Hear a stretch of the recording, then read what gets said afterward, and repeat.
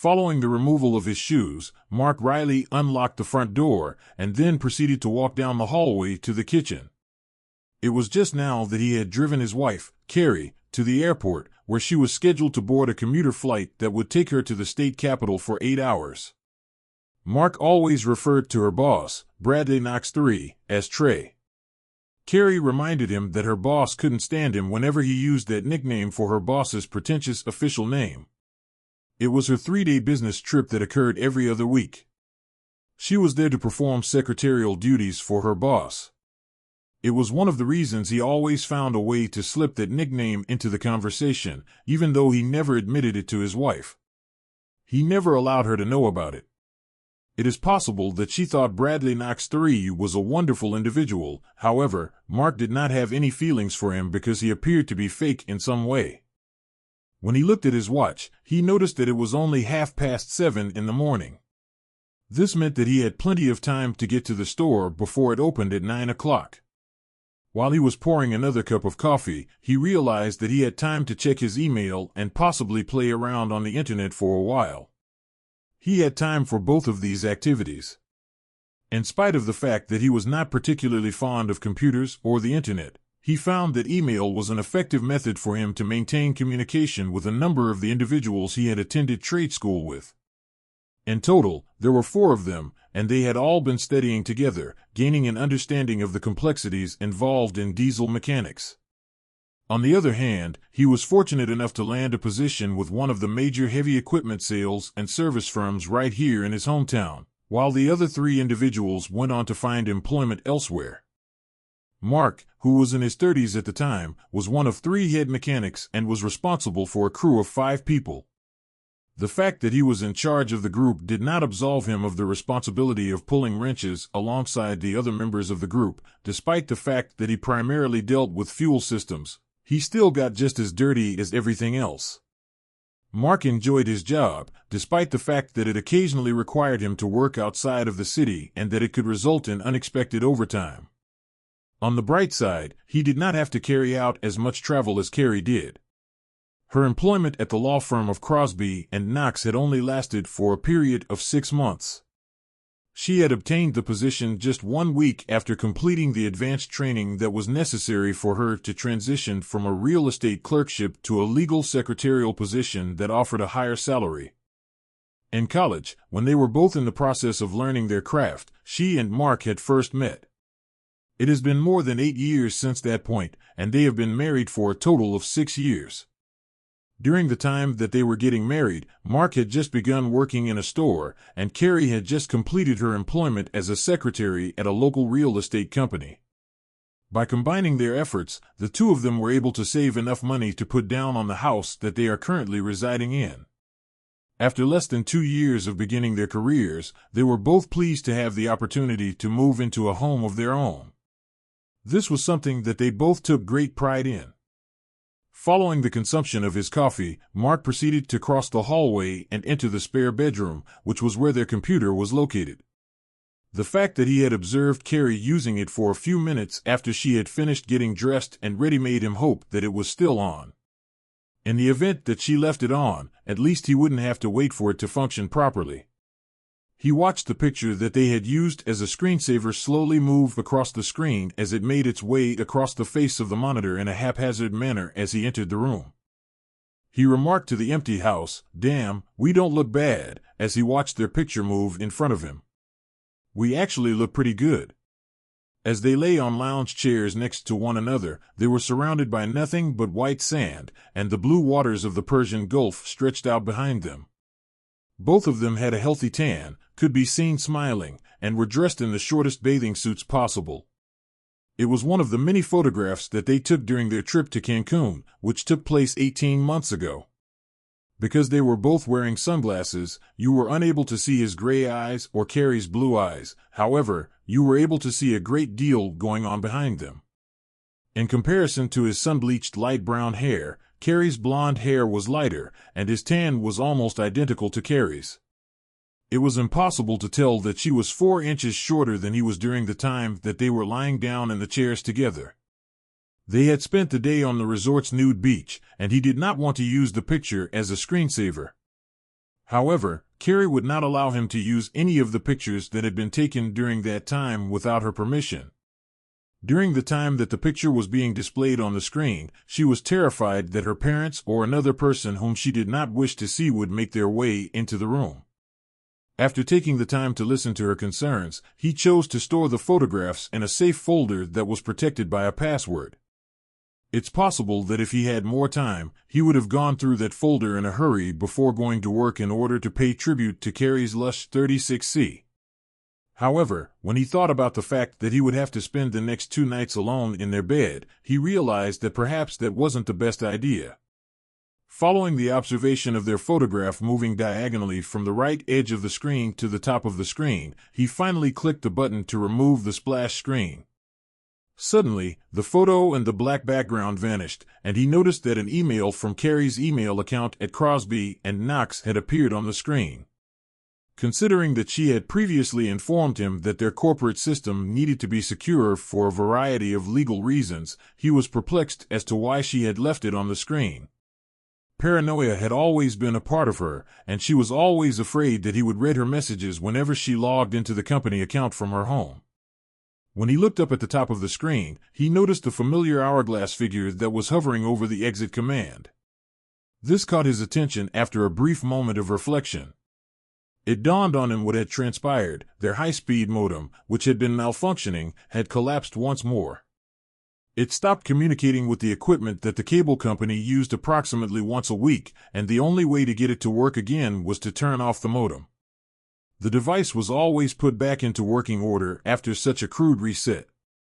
A phrase from the email that Carrie had left in her haste that morning appeared on the screen just as he was about to reach for the modem in order to turn it off. It was the word underwear that caught his attention, and when he looked at it, he was unable to comprehend why it was included in an email that was sent from her work account. He jerked his hand away from the modem at that precise moment and froze, reading the email that his wife had received from her boss earlier that morning. In spite of the fact that it was not very long, the word struck him like a spear. "I'm hoping to catch you before you leave, Carrie. I hope I do. The black bra with the teal accents that I gave you on our most recent trip is something that I really want you to bring with you. Despite my best efforts, you were unable to put them on for me. Because my first appointment with the governor is not until 2 o'clock in the afternoon, it is possible that we will have sufficient time for you to wear them, and I removed them for you this morning. Mr. Bradley." He read the message 3 times in the hopes that it would shed light on its meaning in a way that went beyond what was immediately apparent. Nevertheless, the only thing that remained for him to consider was the obvious. Carrie was having an affair with Trey, who was her boss. If any of the witnesses had seen Mark sitting at the computer, they would have described him as staring at the screen and occasionally opening and closing his mouth like a goldfish in a bowl. Mark had not been aware of this fact, but even if they had, they would have described him in this manner. After what seemed like an eternity, Mark finally gave a shake of his head and stumbled to his feet. As he exited the room, he pushed his chair so hard that it rebounded off the wall. Truly, he was aware of the black bra that Trey was referring to. During the time that Carrie was packing, he located it in the drawer that contained her underwear, and it remained there even after she had closed and buttoned her suitcase. He prayed that it was still there by this time because it could indicate that the letter was a joke, and it could be a sick joke more specifically. As he opened the drawer, his hand shook, and it was immediately apparent that the black bra with the blue-green bows on the clasp was no longer present. After quickly searching through all of her drawers, he was hoping that she had simply moved it, but there was no evidence of this. After Mark became aware that his wife had returned to the room and taken the missing underwear with her, he sat down on the edge of the bed and attempted to recall the information that Carrie had shared with him regarding them when she brought them home. When Mark saw them, she was in the process of unpacking, and he grabbed them from her hands while saying, "For me? I mean for you to wear them for me." He recalled smiling in an idiotic manner. He remembered her putting them in a drawer, and they didn't come to his mind until the morning that they made love that night, as they always did when Carrie returned from her bi-weekly trips. Carrie gave him a token smile as she took them from his hands and said, "Not today. I bought them on sale for half price at Victoria's Secret, but they were still expensive." He couldn't help but think about them. There was no need for her to wear underwear because she could always get it done simply by being in his presence. Mark sat for a few minutes, contemplating the letter and the underwear that he had brought with him. He came to the conclusion that it was impossible for it to mean what it appeared to mean. He always believed that there should be signs or signals that would indicate a wife was cheating on her husband, but there were none of those signs or signals. She longed to be with him and was just as loving as she had always been. It was very difficult for him to recall the last time that they had a serious disagreement, let alone a fight, and the amount of times that they had made love to each other was more frequent than when they were on vacation in Mexico. Surely, there was something that he had overlooked that would provide an explanation for this message. As soon as he returned to the computer, he manipulated the stop button of the browser, moving from screen to screen in order to return to a normal cursor. In the event that her command to log out had not been executed, he would be able to examine her email account and determine whether or not there was any additional content from the cretin there. After mentally crossing his fingers, he restarted the modem and waited for the green lights to appear on it again. As soon as they did, he examined her email as well as the folders that were displayed on the web page that was behind it. During the process of scrolling down the message about underwear, he looked more closely and noticed that the only folder that was open was Inbox. He clicked on it and discovered 4 additional messages. The more he opened each one, the more he discovered that each one was related to a legal matter that was completely irrelevant to him. He began to worry that he might not have any more information to use in his investigation into the situation that was taking place between Carrie and her boss, if he had any information at all. The moment he began searching through the names of her folders, he was blessed with good fortune. In the midst of the folders that contained the names of the 2 local businesses, there was another folder that was labeled Personal. He did not hesitate to click on it, hoping that it was the folder that he was expecting to find. He noticed that approximately half of the message headers in the folder were from her boss. The folder was full of message headers. He cautiously opened the first message in the folder, which was organized according to the date, because he was afraid of what he might discover inside.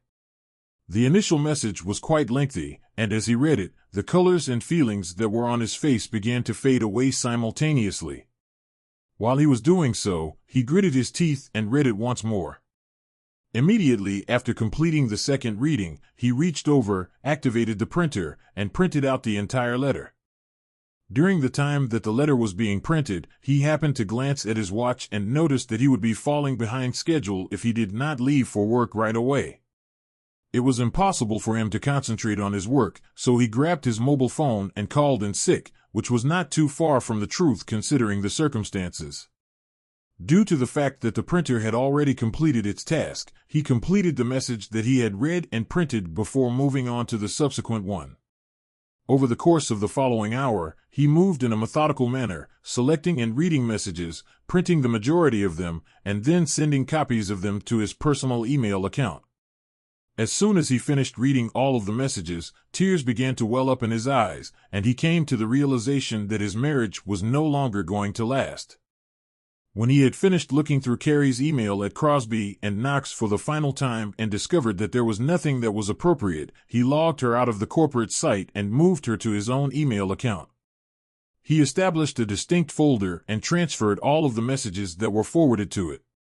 He changed his password as the very last thing he did because he was unable to recall whether or not Carrie was aware of his previous password.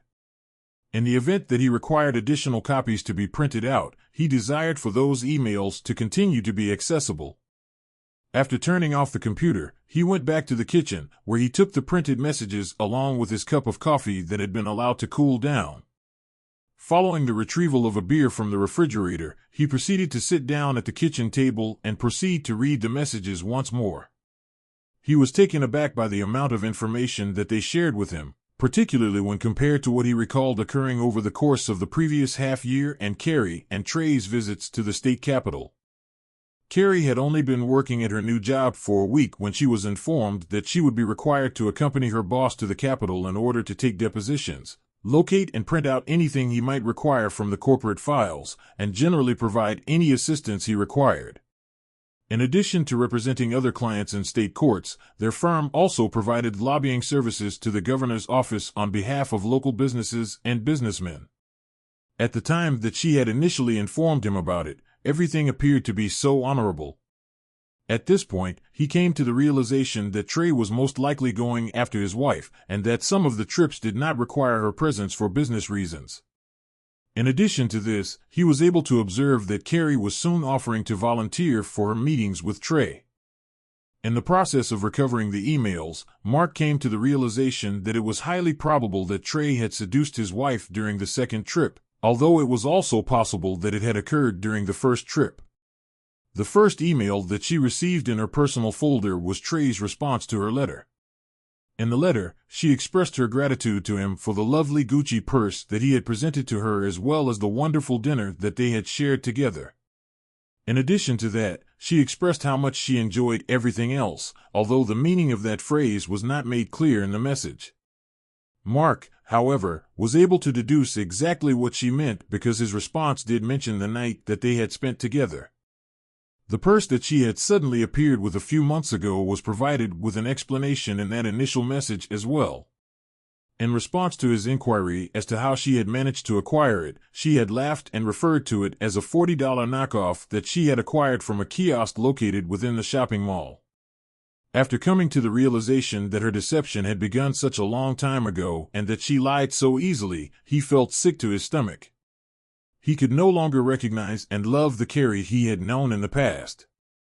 The communication continued on a consistent basis, typically taking place just before or shortly after one of their trips. It was his assumption that they communicated in person between trips, eliminating the need for email, or that the messages she kept were more significant to her than the emails she sent. There was no way to find out, and to tell you the truth, it didn't really make a difference whatsoever. When he received the third or fourth email, he had discovered the method by which they concealed their dates from both him and the corporate office. They never stayed anywhere else but the same hotel, and they always reserved the same 2 rooms. She was always present in room 612 of the Hyatt Inn, waiting for Mark to call her at approximately 10 o'clock at night.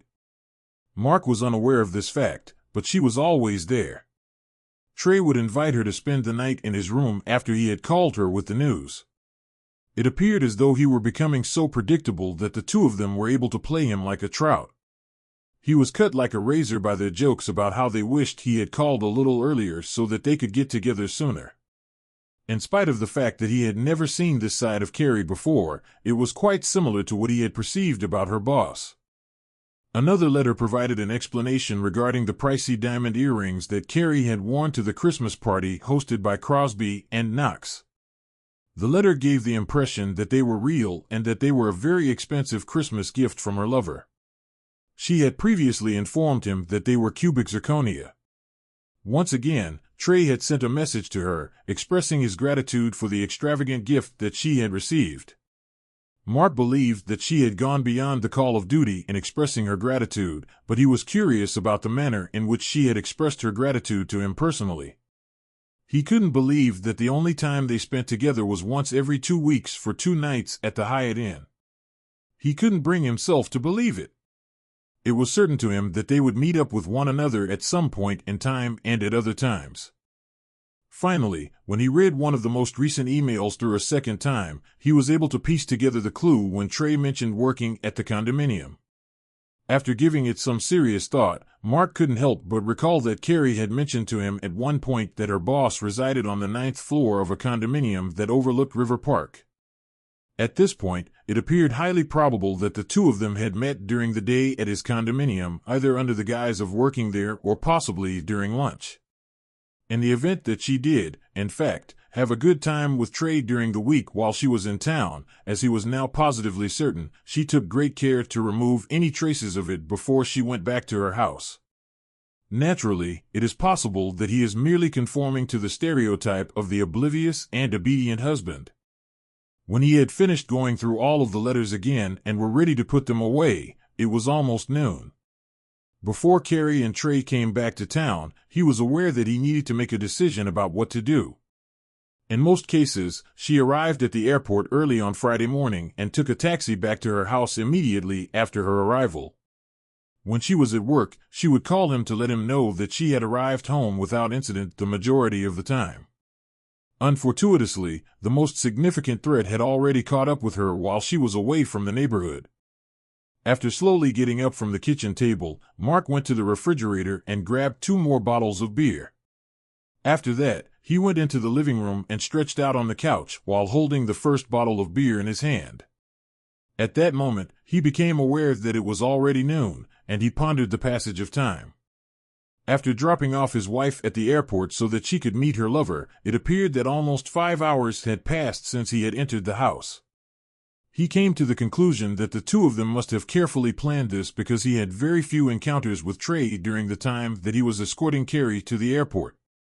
It was possible to spot him in the departure lounge on a few occasions. However, he never paid any attention to the two of them regardless of the situation. At 6 o'clock that evening, Mark was only just beginning to come to. Throughout the course of the day, he made multiple trips to the restroom and then to the kitchen, and following each of these trips, he brought 2 additional beers into the living room. On the other hand, the most recent attempt was unsuccessful because there was no more beer in the refrigerator any longer. After a brief pause, he took a look at the row of empty bottles that were sitting on the kitchen table. He was surprised to see that there were 12 of them, which was the total amount of the 2 packs of bottles that he had purchased the day before.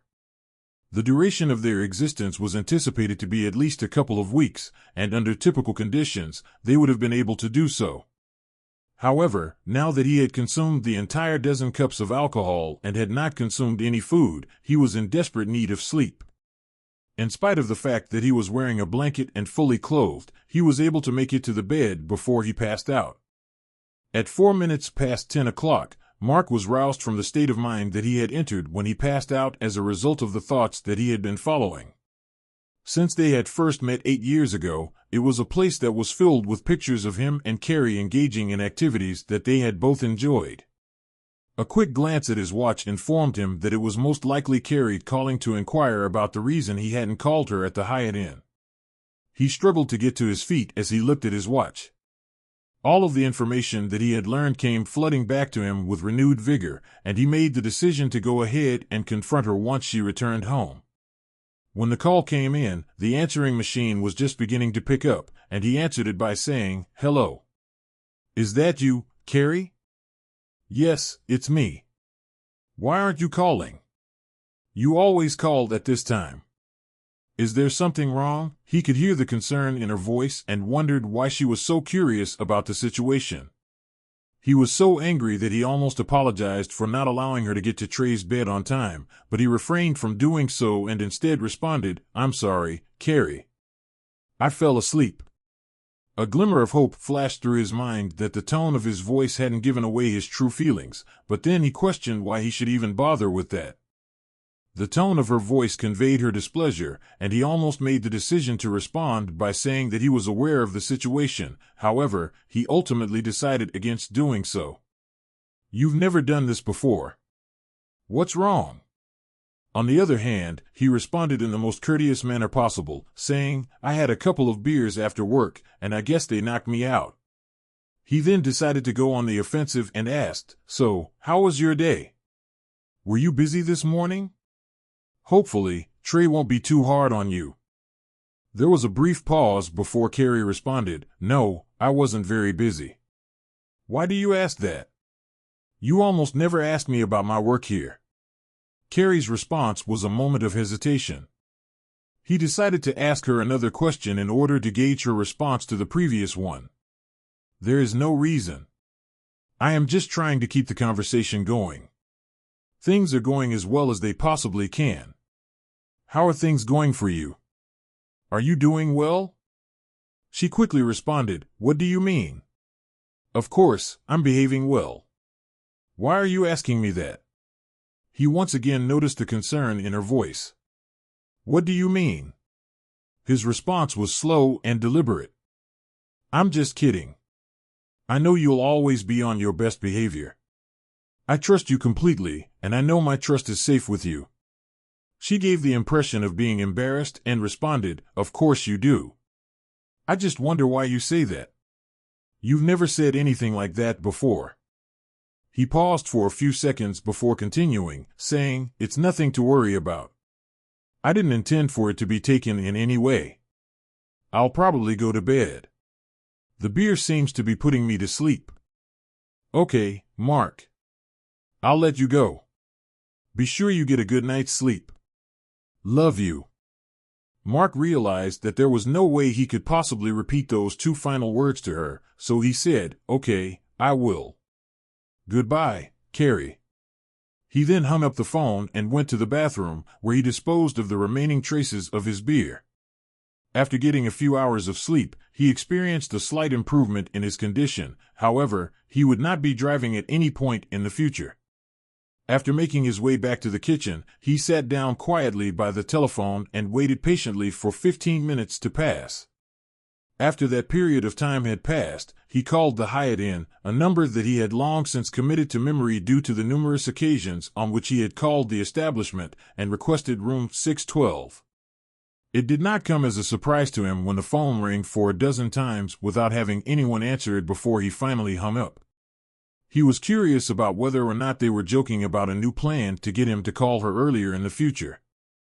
Additionally, he was curious about whether or not his inability to call Carrie would have an impact on their date tonight.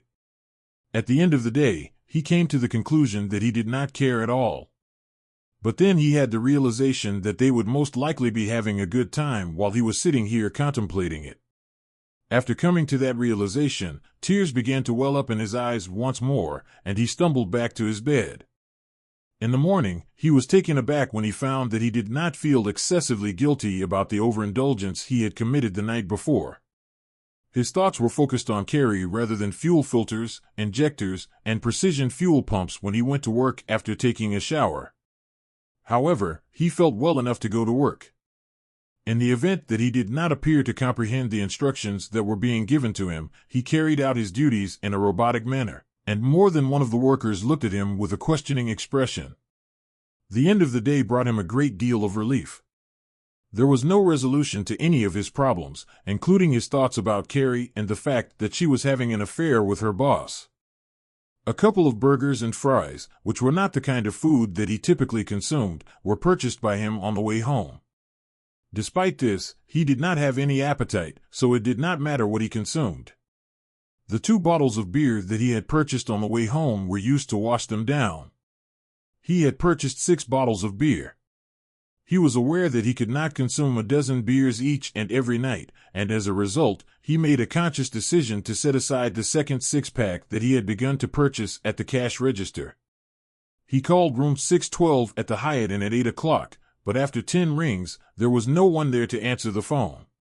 He received an email informing him that Carrie was only present in the room from 9:30 to 10, which is the typical time for his calls at night.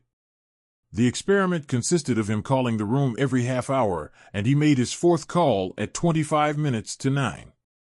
Every single one of the calls was unsuccessful in eliciting a response, and after 10 rings, he hung up each time. Carrie picked up the phone on the second ring when he called her the last time, which was at 9:45. "Hey, Mark. Looks like you didn't get any sleep tonight. You're calling just in time. I was just about to get under the covers to get a good night's sleep, but I thought I'd better wait for you to call," she exclaimed with laughter. His question was directed toward Carrie, and he hoped that she would not be alarmed by it. "I didn't sleep tonight, Carrie. I was just watching TV and waiting for it to be time to call you. How about you? How did you spend your evening?" He knew that he had asked her questions similar to that a great number of times in the past, so he did not believe that she would be confused about the reason he was asking. "Before that, I took a long, hot bath." She was very talkative, and it seemed to Mark that she didn't suspect him at all. "I was doing the same thing you were doing, Mark, just lying here watching TV. In fact, I just turned it off. Before that, I took a long bath." "That's good, Carrie. You should be well rested for tomorrow night. We'll have to think of something to keep you busy when you get back." Laughing, she said, "So you're already making plans, huh? I can't wait." She then continued to giggle. They continued their conversation for another 5 minutes without uttering anything worth mentioning. When Mark finally came to the realization that she was lying to him over and over again, he finally said, "I have to go. I have a couple more things to do before I go to bed. I'll see you tomorrow. Bye." "Bye, sweetie. I'm looking forward to tomorrow night. Love you." Without uttering a single word to her, Mark abruptly ended the call. After waiting for another 15 minutes, he waited patiently and glanced at his watch before making a phone call to room 612 at the Hyatt Inn. Once more, after 10 rings, the phone was not answered by anyone. The following day, Mark arrived at work at the regular time, but he left early after lunch. He also excused himself from his work. In order to be prepared to meet Carrie when she arrived from the airport, he desired to be at home when she arrived. He was completely unaware of the circumstances that led to that happening, but he was certain that they would not be spending the night in the same house. Before the sun went down, one of them would find a new place to live, and he didn't care which one it was. He was just going to leave them alone. He arrived at his house a little after 1 o'clock, and he was aware that he would most likely have to wait for her for approximately 1 hour. It came as a surprise to him how patiently he waited for her now, especially considering how miserable he had felt by the time he discovered what was going on. Despite the fact that he was aware that tears were on the verge of falling out of his eyes, he made a concerted effort to make it through the next couple of hours with a sense of dignity. It was as if an emptiness had formed in his chest. He spent a considerable amount of time going through their entire life together in his head, and the only things that he could recall were the positive aspects. According to him, the letters and the events that transpired after he discovered them appeared to be from a different universe. They did not correspond to any of his recollections of Carrie. He was standing at the sink in the kitchen when he heard her open the door to the front of the house.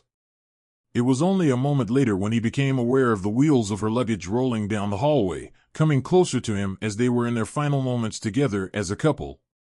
He was under the impression that she had not noticed him when she entered the kitchen. "Mark, what are you doing here? Why aren't you at work?" The expression that had appeared on her face when she first saw him had been one of surprise, but it had since been replaced by one of concern. He said, "I've been waiting for you, Carrie." His voice was very smooth, and he did not show any emotion. His face was also in the same state. With an even greater level of concern, she confronted him with the following question, "You've been waiting for me? Why?" There was no response from him. Rather, he picked up a bundle of letters that had been stapled together and hurled it onto the table in front of her. After giving him one more glance, she reached for the papers and handed them to him. Her worried expression was quickly replaced by one of curiosity, but it was quickly followed by one of shock. She flipped through the first sheet and the rest of the pages, with her gaze remaining fixed on each one for only a fraction of a second at a time. Her face became pale as she passed through the pages. When she reached the final one, she threw them back on the table and stood there for a few moments while the color slowly returned to her face. She did this while she was standing there. She didn't look at him, saying, "Well, you know." After hesitating for a few more moments, she continued, "Where did you get it from?" "It's from my email at work." "Modem," was all he could manage to get out as he had to stop to get his emotions under control. Carrie thought quickly and nodded her head. "The modem broke again and my email stayed on the screen, didn't it?" When Mark found the ability to speak calmly, he said, "Yes. If it hadn't been for that, I probably never would have found out. You've been very good at keeping this whole affair a secret." Carrie said nothing more and seemed to think for a moment, then slowly turned around and pulled a cell phone out of her purse. A few seconds later, she was already speaking into the receiver, standing with her back to Mark. "Mark knows. Doesn't matter how he knows, does it?" "Yes, I'll call a cab. I'll meet you there. Bye." She closed the phone and partially turned to Mark, then said, "I'm going to leave. I'm sorry you found out this way. I'll be back tomorrow for the rest of the stuff." She turned to leave again, taking her travel bag with her. Mark looked at her back in disbelief and exclaimed angrily, "That's it? No explanation at all? You're only sorry that I found out this way?" Carrie replied, What's there to explain? I've been with Bradley so much in the last 6 months that being with him completely must become the norm very quickly. He's been so good to me. You can't compete, Mark. I'm so sorry. Tears that were close to the surface came out when Mark said, "Good for you. What's all this money he's spending on you?" "I know about the purse, earrings, and some other things." "Is that what this is about?" He had to stop talking because he was starting to lose control of his words. Carrie hesitated before answering. "Gifts are only part of the deal. Bradley does everything upscale, and I'm ready to live upscale." After she finished speaking, she walked down the hallway to their bedroom and stayed there for almost 5 minutes while Mark tried to pull himself together. He found it very hard to believe that this was all about what Trey was capable of giving her. He knew they were still years away from any semblance of an affluent lifestyle, but the Carrie he knew never complained. Was he really that wrong about her? When she returned from the bedroom, she had a fully stuffed garment bag in her hands. She must have hailed a cab from the bedroom because just as she reached the kitchen, 2 short car horns sounded in front of the house. Without further conversation, Carrie gathered her travel bag and walked out the front door. Mark silently followed her, watching as the cab driver hurried down the sidewalk to pick up her luggage. She got into the cab and waited for the driver to pull away before casting a quick glance at Mark. He wasn't sure, but he thought she was crying. When he got back to the kitchen, Mark asked, "What the hell just happened here?" There was no one to answer, so he sat down at the kitchen table and tried to work out the situation with his once loving wife. The next day, Saturday, Mark was still in shock and couldn't believe that Carrie had walked away from their marriage, their home, and him so easily. Just after noon, she called and said she was coming to pick up the rest of her things. When she arrived, her father was with her, bringing their van and a few empty boxes. While the two of them carried the boxes into the bedroom, Mark made his way into the living room and sat quietly on the couch. A few minutes later, Mark was joined by Carrie's father, Joseph Kane. They sat in silence for several minutes before Mark spoke. "Did she tell you what's going on?" Mark asked. Her father looked a little embarrassed but finally replied, "I'm sorry, Mark. She seems to have made up her mind already. Her mother, and I don't understand why she would want to leave you for her boss. We've never met the man, but he must be really wonderful to be a better choice than you."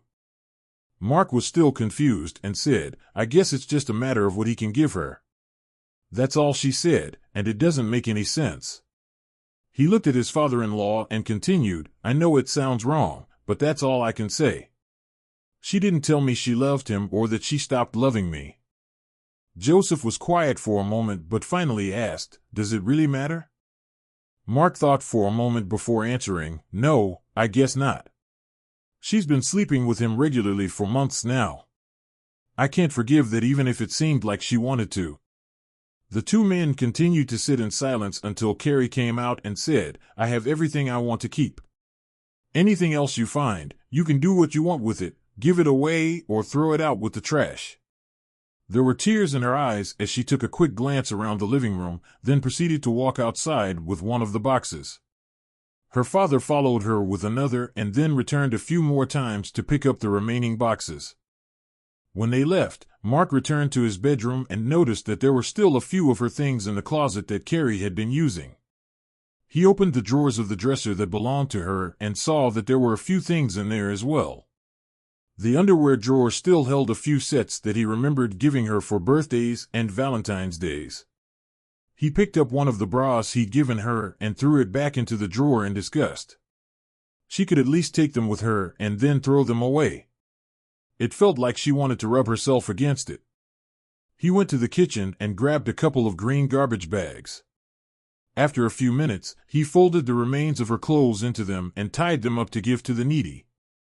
Another bag with the makeup and toiletries she'd left in the bedroom and bathroom went in the trash. An hour later, there was no sign left in the 2 rooms that Carrie had ever lived in them. He knew he'd probably find other things, but for now, he was satisfied that he'd gotten rid of the last obvious traces of her presence. He spent the rest of the day lying on the bed they had once shared and thinking about what he should have done and the various scenarios for revenge. Eventually, he realized that although he was angry, he wasn't a violent or vengeful person and that he would be better off devoting his energies to simply forgetting about her, as difficult as that might be. The weekend was soon over, though Mark couldn't remember much about it. He'd grabbed a couple more packs, and now they all lay in the trash can, stripped of their original contents. He knew that drinking himself into oblivion wasn't his style, but it was the only way to get through the weekend. Trying to figure out why Carrie did what she did was driving him crazy, and the only solution was to force himself to stop asking the question.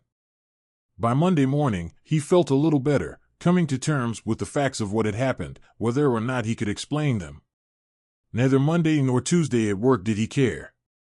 On Tuesday, he called the Crosby and Knox office to get a forwarding address for Carrie's mail. He wasn't transferred to it when he asked. Instead, the receptionist returned a few minutes later and told him that Carrie would email him whatever he needed later. That evening, when he checked his email, there was one from Carrie's work account containing only the forwarding address she'd used, an address he recognized as the address of the 9th floor apartment where Trey lived. Wednesday started out as a normal workday for Mark until mid-morning when he was called into his office for a phone call. It was his bank demanding that he do something about a mortgage payment that had just defaulted on his account. After a few minutes of heated discussion with the bank's loan officer, Mark discovered that both of the bank accounts he and Carrie maintained now had zero balances. A few more questions revealed the fact that a total of almost $20,000 had been transferred out of those accounts on Monday. Mark found himself in a money crunch, and although he could hardly afford it, he put things on hold for the time it took to try and sort out the mess. The first thing he did was go straight to the law firm of Crosby and Knox. He was furious with Carrie and was going to insist that half the cash be returned to the accounts. In his opinion, she had stolen almost $10,000 from him. He was on edge when he entered the law office, bypassed the receptionist, and headed straight for Carrie's desk. She didn't see him coming and looked up startled when he started talking loudly to her from 10 feet away. "What the hell are you doing embezzling from both of our bank accounts? I want half of that money back now." Bradley Knox III took a moment to step out of his office to see what was going on, and as soon as Mark saw him, he changed course toward the lawyer in the three-piece suit. Mark managed to get within 2 feet of him, but at that moment, his office door slammed shut. He heard the deadbolt turn as he rattled the doorknob. Obviously, talking to Trey wasn't going to happen anytime soon. He quickly turned around to Carrie just in time to keep her from leaving the table. She quickly sat back down in her seat, her face and neck flushed heavily and a look of embarrassment on her face. "Well, where's my money, Carrie? What do you think you're doing? Is this all so much about money that you're willing to take something that doesn't belong to you?"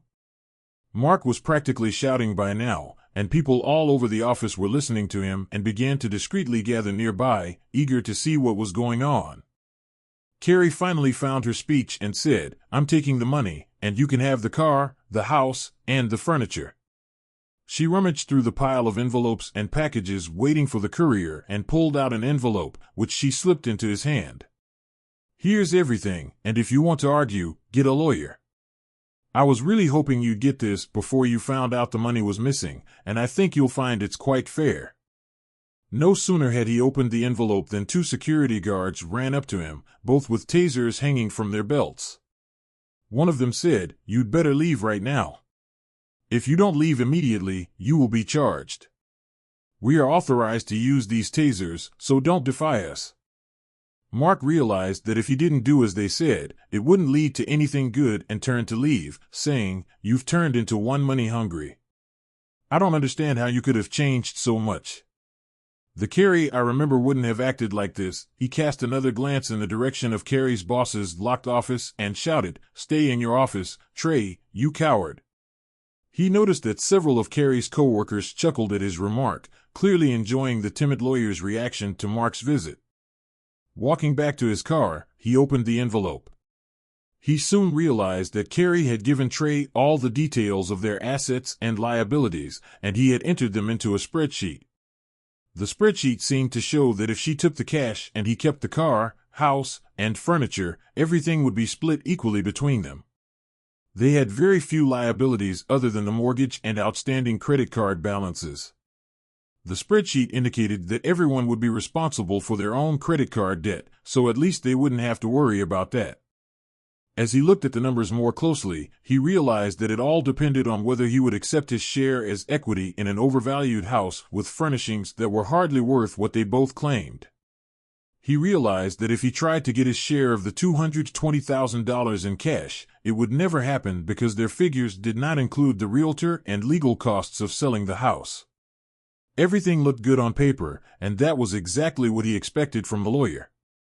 Shoving the papers back into the envelope, Mark drove to his bank, where he was able to arrange a line of credit that would cover his outstanding mortgage payment and anything else that might come up before he got his next paycheck. He hoped he could financially handle the mortgage, the new loan, and all the household expenses until he got things sorted out. He could always count on their savings to help them deal with fluctuations in income or unexpected expenses that came up from time to time. He knew it would take him at least a couple of months to get things under control. The next 2 weeks passed for Mark on a wave of emotion. The day after his visit to Crosby and Knox, he received an official letter warning him to stay away from Carrie and Bradley Knox III, or a harassment charge would be filed against him, as well as an order to stay at least 100 yards away from them. This infuriated him so much that he almost decided to call their bluff, but eventually realized that it would probably work against him. A week later, his anger returned when he received notice that Carrie had filed for divorce using the settlement terms they'd both sent him in a spreadsheet. The $200 and a couple more hours of lost wages led to another lawyer in a three-piece suit telling him that while the settlement might not be entirely fair, he would spend more than it was worth to fight it. When he wasn't pestered with letters and notices from Carrie and Trey, Mark's life began to get better. 3 weeks after Carrie left, he realized that he still needed to work on erasing the memories of her from his home. Every time he entered the bedroom, he saw the image of her sitting at the makeup table she always used or lying on the bed reading a book, one of her favorite leisure activities. He began to change things around the house to create a new atmosphere, first removing the makeup table and putting it away for storage in the basement. He found that he was able to rearrange the furniture in the bedroom to give the room a new look that he and Carrie hadn't used. In the bathroom, he was able to remove some of the jewelry she had hung on the walls and gave the room a new look as well. When he was done, he felt better and was able to call the house his own. While he was making changes to the house, he realized that there were more obvious reminders of Carrie that he would have to deal with. There were pictures of her or the two of them that hung on several walls and stood on end tables and the mantel in the living room. One evening, he decided he would remove all these images and reminders of her and went around the house taking the pictures out of their frames and putting them in a box he found in the basement. Once he was done with that, he moved on to their collection of photo albums that were stored in a bookcase in the living room. The first album he picked up contained almost nothing but pictures of the two of them, and after removing a few that depicted him alone or friends he still treasured, he put the book with the remaining pictures in the box. The next album was of their wedding, and the only pictures he kept from it were of him and his parents. They had passed away after the wedding, and those pictures were the last he kept of them. The rest of the book went into the box. He continued flipping through the pages of the remaining albums, leaving most of the pictures, and then putting the books in the box. The last album he took from the shelf contained mostly photos he had brought into their marriage. Many of them were of his childhood and school years, but there were also a few pictures of Carrie that he took out and added to the stack in the box. Leafing through a book of memories of his younger years, he came across one that made him stop. It was a picture of him with Carol Reese, his friend from most of his high school years. He wondered what she was doing now and what happened to her after she left for university. They broke up when she left, and he ended up going to trade school while Carrie went to university. The entire picture book was placed neatly back on the shelf, and the small stack of pictures he had saved from other books was put on top to add to later. For the moment, he thought he had done enough and would return to the photos another day. He had managed to get rid of the last overt reminders of Carrie, although that didn't spare him from thinking about her a lot during the day and especially at night as he lay in their marital bed. Before going to bed, he pulled out the local phone book and looked through the entries for Reese. Carol wasn't there, which didn't surprise him, but neither was her widowed mother, Mary Ann Reese. He still remembered their address, but it wasn't listed under any Reese's names. There were only a few entries for the Reese family, and none of them related to his memories of Carol. Having satisfied his curiosity, he set the book aside and no longer thought of the only woman who had ever meant anything to him. About 6 weeks after Carrie's hasty departure from his life, Mark was disturbed by a knock on the front door, tearing him away from his late-night TV binge sessions. Night after night, he sat and watched shows that had absolutely no meaning to him other than as a means of filling the hours between dinner and bed. When he opened the door, he was surprised to see it was Carrie's brother, Robert Kane. "Hello, Robert, come on in." "Didn't expect to see you," Mark said, stepping back to let Carrie's older brother into the house. Once past Mark, Robert turned, patted his brother-in-law on the shoulder, and said, "What's up, Mark? I tried to call you, but the message said your number was no longer in service." "Oh yes, I gave up my regular phone service and now only use my cell phone. I don't see the need for the extra expense." Mark led the man into the living room where they sat down in separate armchairs. "Can I offer you a beer, Robert?" "Sure, Mark, I don't mind." Mark stepped out for a moment and returned with 2 open bottles, handing one to his longtime friend. "I don't think you'll want a glass with that." "No, I don't." Both men sipped from their bottles, after which Mark asked, "So, what brings you here?" "I was wondering if you'd ever be around again after Carrie left." Thank you for watching part 1. Please subscribe to the channel and please click the link to part 2 below the description. If you find these content useful, please share them with your friends and family. Thank you for your support and have a great day.